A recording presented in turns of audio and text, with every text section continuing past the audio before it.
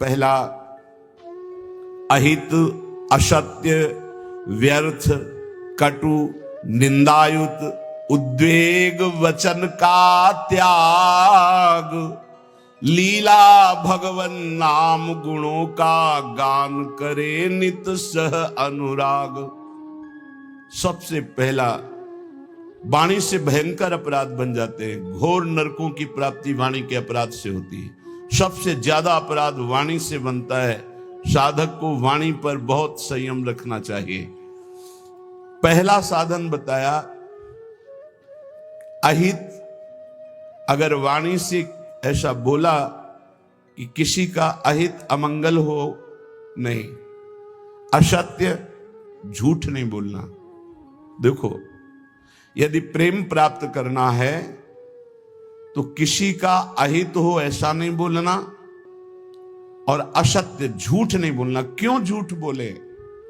हम भगवत मार्ग के पति क्यों झूठ बोले? क्या लाभ मिल जाता है झूठ बोलने से? पर एक स्वभाव बन गया, झूठा ही लेना, झूठा ही देना, झूठा ही भोजन, झूठ चबेना। आओ, कहां से आ रहे हो? प्रसाद नहीं पाया है। जब नहीं पाया है तो स्पष्ट बोल दो, नहीं, पाने की इच्छा नहीं, अभी नहीं पाए। पाया है, क्यों झूठ बोले? हर बात में झूठ नहीं, सत्य बोलना सीखो। यदि भगवत मार्ग में चलना चाहते हो, प्रेम प्राप्त करना चाहते हो, तो हमारे प्रभु सत्य नारायण है, सच्चिदानंद है, सत्य व्रतम, सत्य स्वरूप है वो। इसलिए वाणी से हमारी प्रार्थना है, हर साधक से झूठ बोलने का अभ्यास छोड़िए। जो भी होना होगा, हमसे गलती हुई, हमको दंड दे दो। कितना दंड दोगे? मृत्यु से बढ़कर कोई दंड नहीं। हम मृत्यु को स्वीकार किए हुए भगवत मार्ग के पथिक है। हम झूठ क्यों बोले? झूठ नहीं बोलना, कपट भरे वचन नहीं बोलना, अहित, कटु, कड़ुए शब्द, परुख वचन, निंदायुक्त, किसी की निंदा नहीं, उद्वेग, बोला सामने वाले का हृदय जलने लगा, ऐसे वचन का त्याग करना है। पहला, प्रेम प्राप्ति के लिए यह नियम है। वाणी एक अमोल है, जो कोई बोले जान, हे तराजू तौल के तब मुख बाहरान। सहसा मत बोलो, पहले वाणी को तौलो हृदय में विवेक के तराजू पर। यह जाकर दूसरे का हित मंगल करेगी कि नहीं करेगी। अगर हमारी वाणी पवित्र नहीं है तो हम उपासना के पहले ही सोपान पर फेल हो गए। जिस वाणी से हमें नाम मंत्र सिद्ध करना है, वो वाणी अशुद्ध नहीं होनी चाहिए, झूठ नहीं बोलना चाहिए, असत्य भाषण, अहितकारी, कटुवचन, परुख वचन, निंदायुक्त वचन और सांसारिक वार्ता, इसका त्याग कर दे। यदि प्रेम मार्ग में जाना है तो लीला भगवन नाम गुणों का गान करे नित सह अनुराग। वाणी को पावन करना है, भगवान के पावन नाम का जप, नाम का कीर्तन और लीला गुणों का गायन। जैसे श्रीमद चतुरासी जी 42 लीला, श्रीमद भागवत, जब हम लीलाएं गायन गाते हैं तो हमारे हृदय के सारे मोहमल का नाश हो जाता है। पाप का नाश करके एकदम हृदय निर्मल होने लगता है। सच्ची मानिए, भगवत चर्चा करते करते भगवान की झांकी आने लगती है। आप एकांत में कभी श्रीमद् भागवत पढ़िए, मनन कीजिए, रोना आ जाएगा। एकांत में चतुरासी जी को बार बार गाइए, झांकी आने लगेगी। जो पदों में लीला छुपी है वो प्रकाशित होने लगेगी। श्याम श्यामा प्रगट, प्रगट अक्षर निकट, प्रगट रस स्रवत अति मधुर बानी। सत्य बोलो, हितकर बोलो, दूसरों को सुख पहुंचाने वाली बात बोलो, भगवान नाम जप करो, भगवान नाम कीर्तन करो, भगवत लीला गुणगान करो। ये वाणी की तपस्या हो गई, ये वाणी की पावनता हो गई। और जो अपावन बात कही गई वो वाणी की त्याग दो। ग्राम्य कथा, लोक कथा, राजनीति की कथा, भोग कथा, ये सब छोड़ दे। किसी से किसी भी तरह का राग द्वेषात्मक वार्ता ना हो। मन से काम क्रोध लोभ के वेगों का करके परिहार। वाणी पहला। अब दूसरा कह रहे कि मन, बड़ा योगदान है साधना में मन का। विषयों में लगा हुआ मन शत्रु है और प्रभु के चरणारविंद में लगा हुआ मन मित्र है। मन प्रभु में लग गया तो विश्व विजयी हो गए।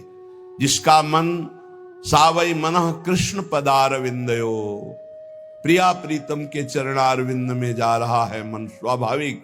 बहुत बहुत धन्यवाद। अनंत जन्मों की उसकी सुकृत फलीभूत हो गए, साधना फलीभूत हो गई कि जो विषयाकार मन था वो भगवदाकार हो गया। जो विषयों का अवलंबन लिए था वो नाम रूप लीला का अवलंबन लेकर प्रेम में डूबने लगा। मन से हमारी वृत्तियां काम की उत्पन्न होती हैं। काम में बाधा पड़े तो क्रोध आ जाती, पूर्ति हो तो लोभ हो जाता है। नाना प्रकार के दोष उत्पन्न होते हैं काम से। ये मन सदैव काम कामना वासना इसी में भ्रमण करता रहता है। काम कामना वासना मन ते कर अति दूर, अति दूर इनका प्रवेश भी ना हो हमारे मन में। इन वेगों का परिहार कर दे तो कैसे? जब निरंतर अंदर नाम चलाया जाता है ध्यान सहित। ध्यान दीजिए, वाणी को पवित्र करने का उपाय बताया गया। वाणी को अपवित्र कैसे किया जाता है वो बातें बताई गई, उनका त्याग कर दे। अब मन सबसे ज्यादा काम भोग का चिंतन करता है। उसकी कामना ही प्रधान वो वृत्ति है जो हमें संसार में फंसाती है। कामना की पूर्ति में लोभ होता है और भोगे, और कामना की अपूर्ति से बाधा पड़ने पर क्रोध होता है। बड़े बड़े चाहे कोई भी हो, क्रोध आते ही मूढ़ता छा जाती है। मूढ़ता छाते ही स्मृति नष्ट हो जाती है। स्मृति नष्ट होते ही बुद्धि भ्रष्ट हो जाती है। बुद्धि भ्रष्ट होना ही सर्वनाश कहा गया है।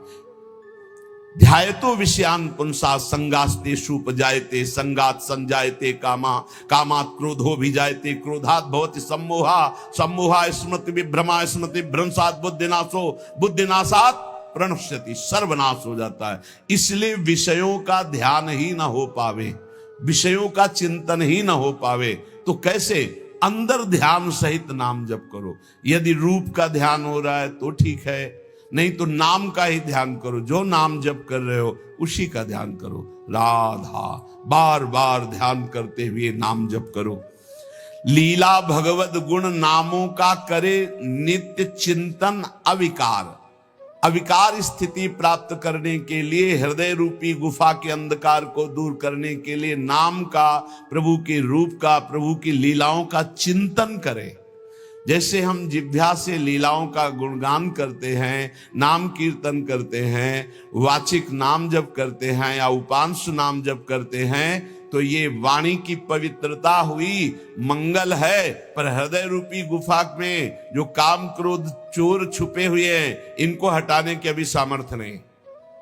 इनको हटाने के लिए उतरना पड़ेगा गुफा में, नाम को उतारना पड़ेगा हृदय रूपी गुफा में। या तो ध्यान चल रहा है और या तो नाम ध्यान सहित चल रहा है। ध्यान सहित नाम जब एक एक अक्षर मात्रा का ध्यान करते हुए तो वही रूप प्रकाशित हो जाएगा। लीला गायन करे तो हमें 5 अध्याय करने हैं भागवत के, ऐसा नियम न ले। 5 श्लोक पढ़े पर खूब डूब के पढ़े कि क्या कहा जा रहा है, कौन सी लीला गायन, मेरे प्रभु क्या लीला कर रहे हैं, ऐसे। और जो रस ग्रंथ है इनके अर्थ पर विचार न करे, इनका केवल गायन करे। ये अर्थ विचार करने की सामर्थ्य प्रकाशित करेंगे गायन करते करते। रटत रटत कहत कहत सुनत सुनत रसरीति जानी। जब रटते रहोगे, कहते रहोगे, सुनते रहोगे तो ये रसरीति समझ में आएगी। कहत और सुनत रसरीति जानी, ताहि तज कबहूं गाउन कबहूं कछु, प्राण रमि रही हरिवंश बानी। ऐसी निष्ठा, ऐसा भाव, निरंतर गायन, तो चिंतन का अधिकार प्राप्त हो जाता है। जब मन से नाम का चिंतन, रूप का चिंतन होता है तो ये काम क्रोध लोभ मोह मद मत्सर्य अंधकार में ही टिकते हैं। नाम का प्रकाश होते ही ये सब भाग जाते हैं। परम प्रकाश रात दिन बना रहता है नाम का। ऐसा सुंदर सुख है नाम का वो कैसे वाणी में सामर्थ्य नहीं कि वर्णन किया जा सके। जैसे कई दिनों के प्यासे आदमी को शीतल जल मिले तो कैसे गटकता चला जाता है, ऐसे अनंत जन्मों से जिस सुख की खोज हम अनंत ब्रह्मांडों के भोगों में करते हुए मरते रहे, आज तक नहीं मिला। जब नाम में वो सुख मिला तो गटकत, निरंतर गटकत। जैसे हम रूप के प्यासे नेत्र भटकते रहे और जब प्यारे जू को देखा तो नेत्रों से रूप का पान हो रहा है। जैसी हरिवंश निकट दासीजन लोचन चसक रसासो गटकत, गटकत नेत्रों से रूप का पान कर रहे हैं, वाणी से लीला गुणगान नाम का पान कर रहे हैं, श्रवणेंद्रिय से प्रभु के यश का श्रवण करके पान कर रहे हैं, वो उन्मत्त हो जाते हैं। रसासो गटकत, ये रस आसो है, ये आसो उन्मत्त कर देता है। तो मन निष्काम हो गया। नाम और ध्यान ये पद्धति है। देखो छाणिदय माननी मान मन धरिबो वाले पद में आओ तो देखो कैसे प्रभु पद्धति बता रहे। जपत हरि विवश तब नाम प्रतिपद विमल और मनसि तब ध्यान ते निमिष नहीं टरिबो। एक साथ दोनों बात, जप हो रहा है वाणी से तो मन से एक निमिष के लिए भी ध्यान में नहीं छूट रहा, ध्यान नहीं छूट रहा। हित सजनी जो कह रहे हैं प्यारी जो से, पहली बात तो प्रणत हैं आपके लाडली जो, आपको मान धारण नहीं करना है। प्रणत सुंदर सुघर प्राण वल्लभ नवल बचन आधीन सोईतो कत करिबो। और स्थिति जपत हरि विवश तव नाम प्रतिपद विमल मनसि तव ध्यान ते निमिष नहीं टरिबो।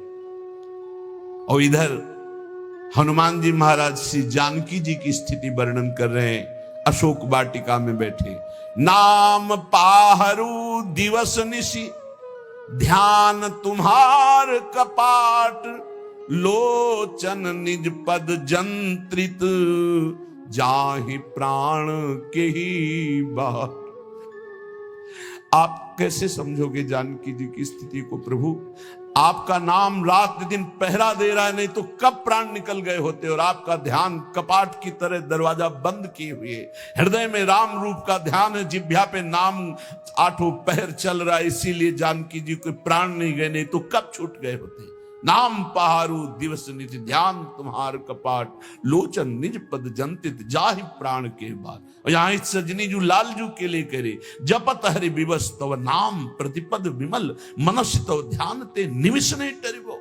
प्यारी जो बचन आधीन सो हितो कत करिबो, जो आपकी केवल आज्ञा हो उसका पालन करने पे तत्पर है, उनके साथ आपको मान उचित नहीं। जब तक नाम हृदय में ध्यान नहीं किया जाता, रूप का ध्यान नहीं होता, तो बाहरी नाम जपते हुए भी हृदय में विकार आते रहते हैं, विकारों का खेल होता रहता है, इसीलिए प्रेम का प्रकाश नहीं होता। तो प्रेम प्रकाशित करने के लिए वाणी पावन और मन पावन। अब प्राण पवित्र करो। प्राण कैसे? प्राण आहार से अशुद्ध और शुद्ध हो जाते हैं। तो आहार, हिंसा में अशुद्ध भोजन का, भगवत मार्ग में चलने वाले को तमोगुणी आहार का त्याग कर देना चाहिए। ये सब अभक्ष्य पदार्थ तो दूर ही हैं। प्याज लहसुन में कोई हिंसात्मक दोष नहीं, पर घोर तमोगुण प्रकट करता है, इसलिए इसका त्याग किया गया है।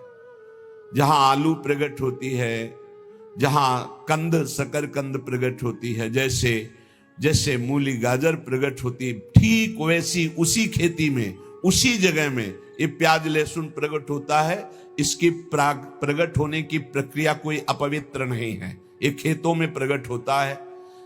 लेकिन ये घोर तमोगुणी है, ये भजन में बहुत बाधक है। जब तक आपका हृदय प्राण मन वाणी ये पवित्र नहीं होंगे, तब तक आप भगवत साक्षात्कार नहीं कर सकते। तो पवित्रता के लिए इसका त्याग किया गया है।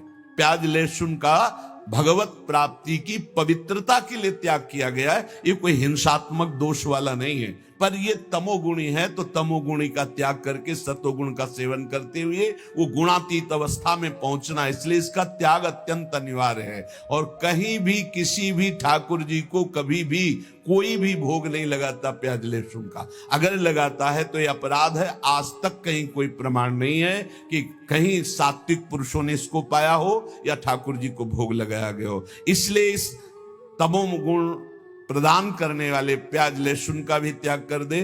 और कह रहे हैं करे चटोरेपन का त्याग।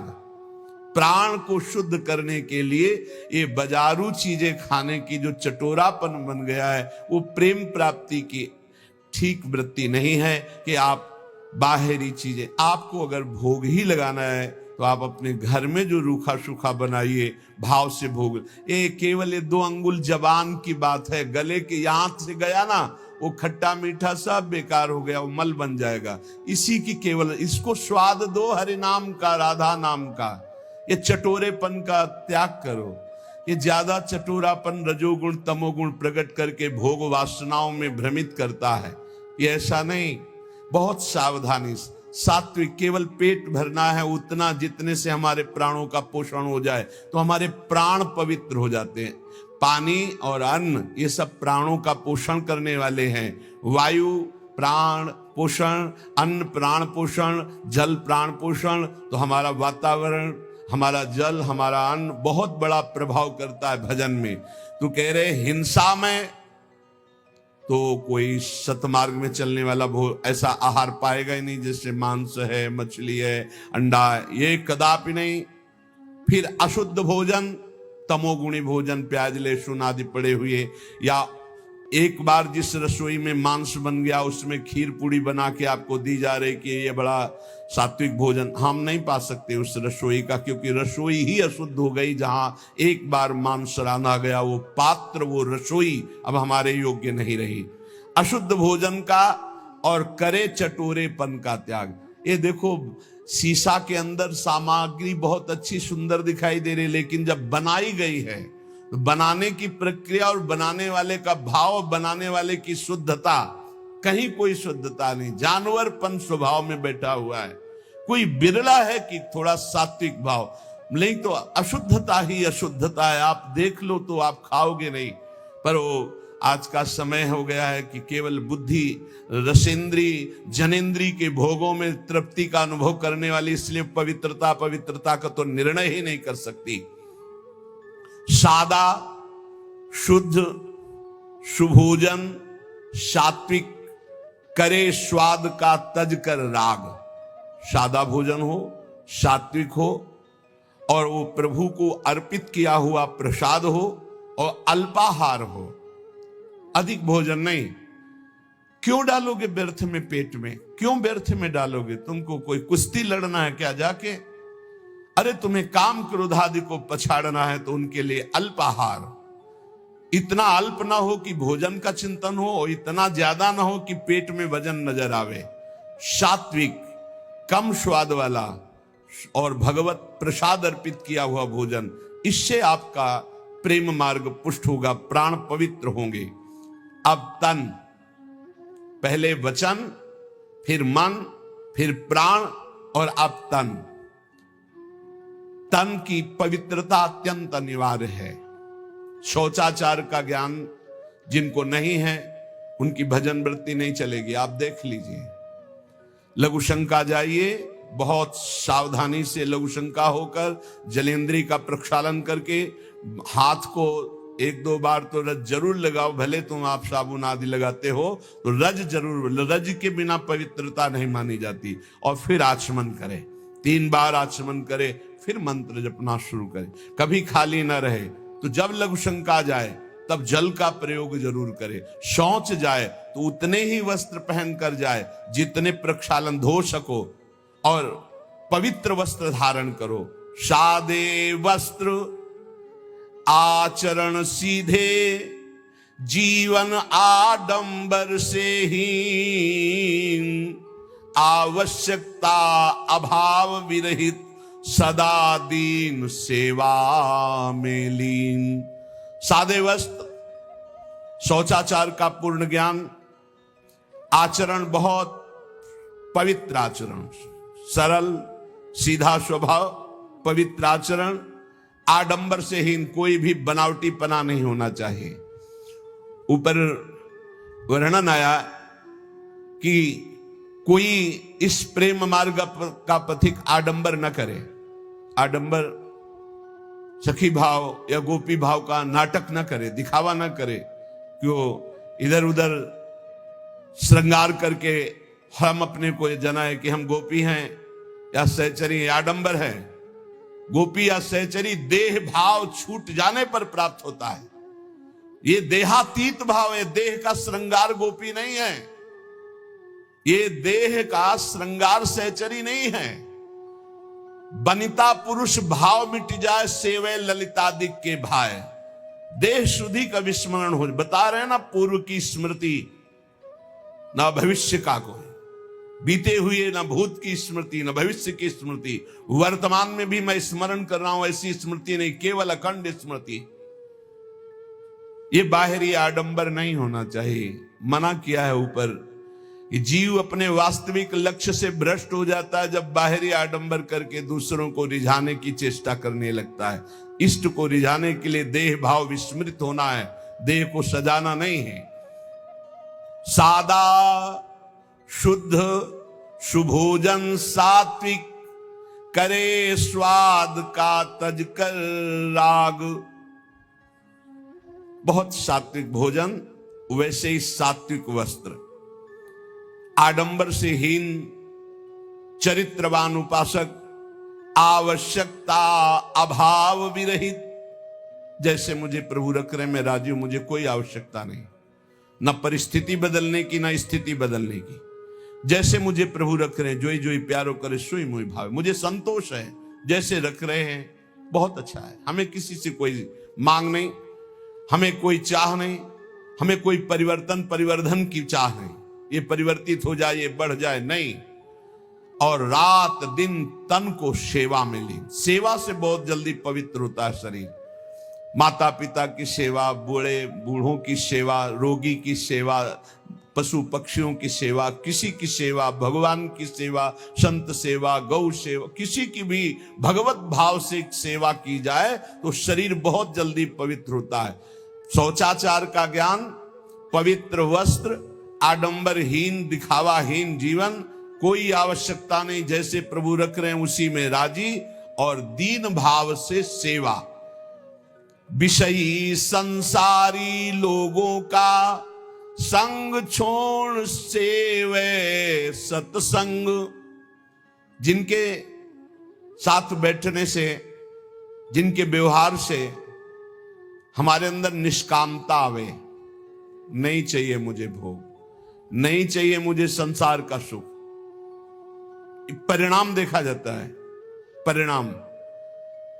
भगवत प्रेमी महात्माओं का संग का परिणाम क्या होता है?